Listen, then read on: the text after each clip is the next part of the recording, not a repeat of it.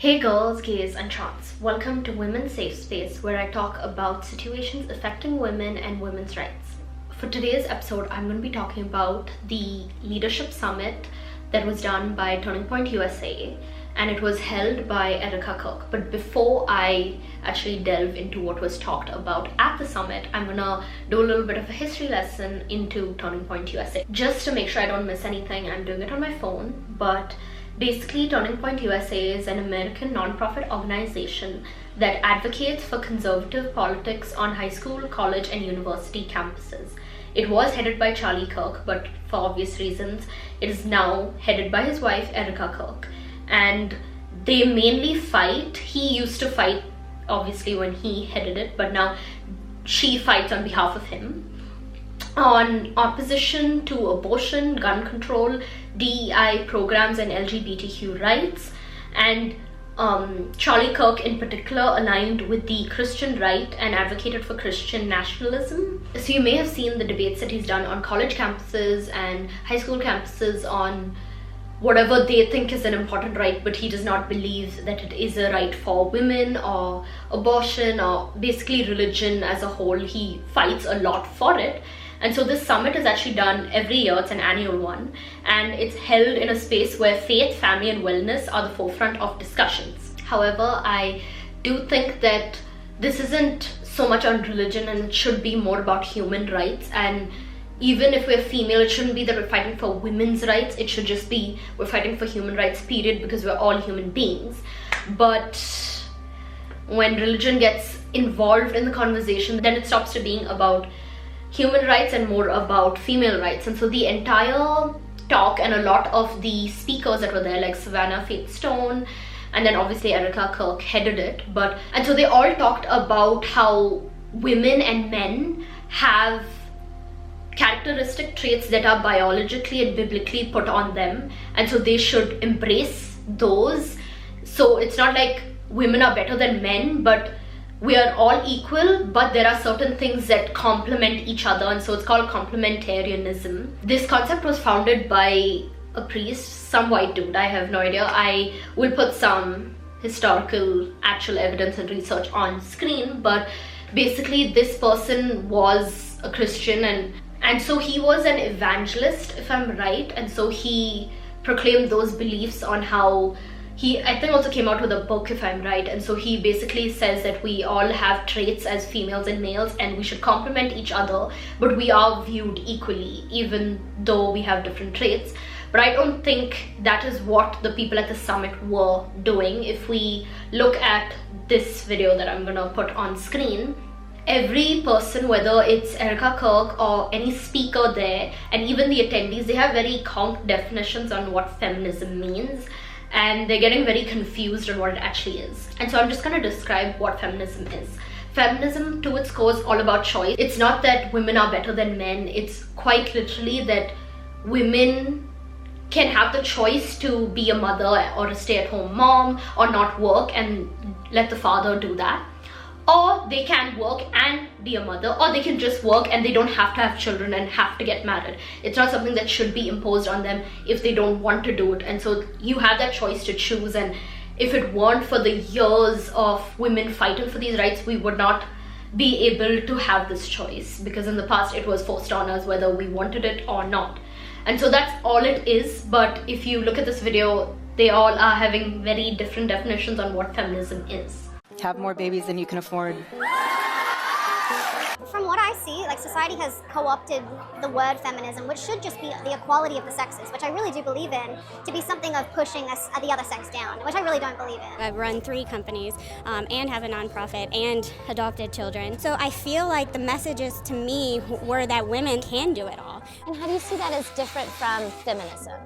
Good question. That is a great question. I feel like feminism is the pursuit of I need nobody, and I don't need a man, I don't need others. So I feel like the left is so focused on feminism equals abortion, and that's like not at all what feminism should be for. It should just be like, how can we empower women to fulfill what they feel like their calling is? A lot of the left say that they don't need men, but we do. Personally, I think that even the speakers at this event are kind of making a different definition of feminism and just spreading it to the audience. And so they already have different definitions on what feminism means, and then hearing this, they're thinking something else.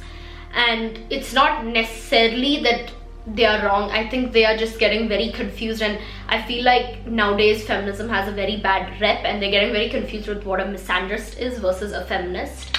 And so I feel like that was the major issue at this thing. The entire summit was all about how feminism is bad for us, and how as women we should not believe in feminism, and especially Charlie Kirk's definition on what feminism is, according to Erica Kirk, was Charlie would often say that feminism was about wanting women to become men and eventually not needing men. He watched feminism rear its head on college campuses in a way that was openly hostile to conservative women who were told to reject the very things that make womanhood unique. Things like motherhood is a burden, marriage is a trap, or motherhood is something that should be stalled or not even experienced at all in a woman's life. While also pushing the narrative that men are the enemy, and that having no one in your life is a strength. But we weren't created to be alone. Scripture reminds us that men and women were designed to depend on one another, to support one another, to build together. That is God's design for us. the entire summit, every person was speaking on how feminism was bad, and they were also fighting for something else, which was the one voting household system.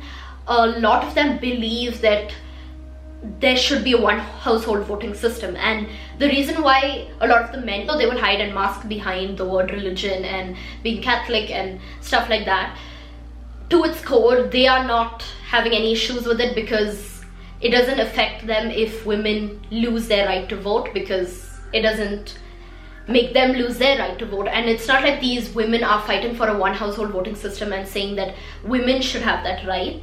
They're saying that men should have their right and women should lose their right, a right that so many women in the past have fought so hard to get that right. It was such a long battle for us to now go back and just, it feels like we're just going back in time to when women couldn't vote, and it shouldn't be something that we're constantly having to fight. And men constantly don't have to worry and be at the edge of their seat if their right is going to be taken away. But for women, it's always the thing. We're always on edge, being like, is this right going to be taken away? Is this right going to be taken away? It's never a very comfortable position to be as a woman.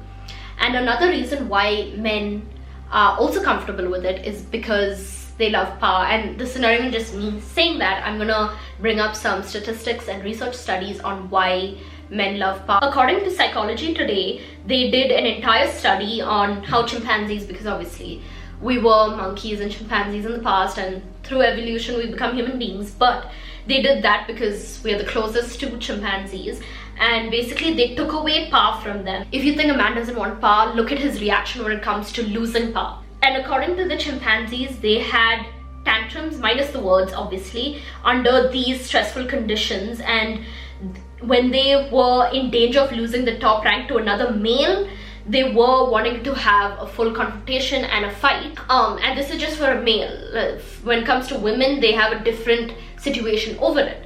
Another article is the Leiden Law blog, and so this is the actual Leiden University website, so it's not like some random website either. And so basically males get this privilege of power and they abuse this power. It's a known thing when men get power. It's not like they want to help and be a kind person. They use it to abuse power, whether it's from minorities like children or women or even different races. And according to this article, there are two forms of power. In Scylla L. Worthy's book, Power and Sex, she distinguishes the two kinds of power, which is, one is a feminine power, which she calls hara power, and then that is internal and located in the belly and focused on being open and cooperative with others.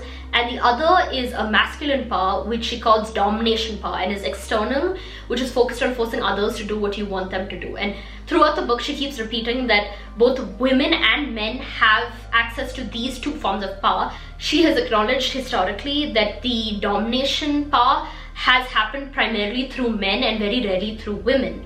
and it has resulted in women being devaluated to male property, and it's enabled men to exercise constant control over the lives of women, particularly over their sexuality. And in Dacher Keltner's book The Power Paradox, it shows the Machiavellian idea of power. And so the idea that power is something you always exert externally over others, and even though that's a very outdated and limited view on power, it has suited the violent ways of the Renaissance world, but not our modern world, and it shouldn't be that it rules our modern world. And he stresses that the real power must always be given and can never be taken from others or be forced on them. And so this is something that men always have, and they benefit from abusing power. According to the Secretary of Criminal Law at Leiden University, it's quite literally saying that men just love power and they are used to having that privilege. And then another article I saw on The Conversation, which said that 1 in 3 men report using intimate partner violence. And this showed that also 2% of men have engaged in sexual abuse towards an intimate partner. The only positive aspect that we can look at is that the men that used partner violence were older men compared to younger men, so age 18 to 24 limited using much lower rates of violence compared to older men, but that's still not giving a very comfortable feeling in my heart. The main reason why men were using partner violence were that they had bad mental health, or they lacked social connections and positive relationships with fathers and father-like figures, and so it played in men's risk of using partner violence. But it's not like you can meet every single person, and many of the men that end up abusing women are sometimes quite literally strangers on the street. So it's not like you can ask their entire backstory to figure out if they are going to be the type that would abuse a woman. This entire thing does benefit men to a whole, because they can choose who goes in power and who does not, because they can choose whoever benefits them the most. They won't even have to worry about female rights at all, because all the people that they are choosing are the ones that will support them through and through, whether it is assault or at the end of the day, they can choose whoever they want to put in power. So this does not affect them at all, and since it's not taking away their right to vote, they are completely fine with it. But what about the rest of the women in the US? They are not going to be, there will be some who are fine for this because they do believe in this, but there will be many who genuinely want their right to vote. And I personally think whether you want your right to vote, you should not take away somebody else's, because they genuinely want their right to vote. They want to choose who they put in positions of power, because as I have shown in these 3 articles, there is always men who want to abuse the power and want to take advantage in that scenario. And so I think it's very important that women should have the right to vote, because it is an important right, and we've been fighting for years in the past to get that right. And so we should not be going back in time to again have to fight. It should not be like we're always on the edge of our seat wondering if that right is going to be taken away or not. And you can have your beliefs, whether it's about Christian nationalism or banning abortion, things like that, but you should not take it away from somebody else. It already, look at how great it went with Roe v. Wade when it came to abortion and stuff like that. There were women who were desperately in need. If you are not financially able to take care of that child, or if you are too young, or if you are raped, you are not going to want to take that child and actually birth it out. Many wouldn't. There are very few who are in that category who would genuinely want to take care of a child in any of those circumstances. So those rights should be there, and so this should not be something again we're having to fight for. It should be something that we are given, because we're human beings. We should not be defined by our gender in this scenario. During the entire thing, every person was talking about how feminism is bad for women and actually harming women. But if it weren't for feminism, Erica Kirk would not be able to get on that stage and speak, because women were not allowed to speak like that. On top of that, the ones who are saying that you should be at home and prioritize motherhood, as well as being a stay-at-home mom and living the soft life and embracing these female qualities or whatever, at the end of the day, they are profiting off of selling this propaganda. It's not like they're doing it for free out of the love from their heart. They are profiting from this every single day, and they are saying that they're prioritizing this, but at the end of the day, they're doing so many interviews, they are doing so many things that they're getting paid for. They're doing podcasts, they're doing all sorts of videos to promote this, but it's not like they're doing it for free. Nobody is doing things for free in this world, because we do live in a capitalistic world and we are all materialistic. Whether we like to admit that we're very simple and minimalistic, let's be honest, we're all materialistic. We need money, and so they're being very hypocritical while sending out this message that women can be at home, because let's be honest, they might be able to say that, but at the end of the day they're still working while they're saying these things, and there are many others who do not have that financial position to be able to do that. They genuinely need both parents to be in the office in order to even feed one kid, let alone how many these people are proclaiming you can have. A lot of the people in the US are struggling to afford life for themselves and being able to pay for basic necessities just for one human being. Imagine having more kids than you can afford. That's just not even a good decision. Economically, family wise, like, that kid will grow up with a lot of issues. It's not normal to be able to do that. I don't think you realize. This article by The Conversation, basically between 2012 and 2020, the proportion of girls completing lower secondary school rose from 69% to 77%, while the proportion completing upper secondary school rose from 49% to 59%. The adolescent birth rate has fallen globally from 51 to 42 births per 1,000 girls aged 15 to 19 since 2012. Also, the proportion of young women married as children has declined globally from 23% to 19% over the past decade. And the proportion of girls aged 15 to 19 who have undergone female genital mutilation in countries decreased from 41% to 34% over the past decade. And now, none of this would have been possible without feminism.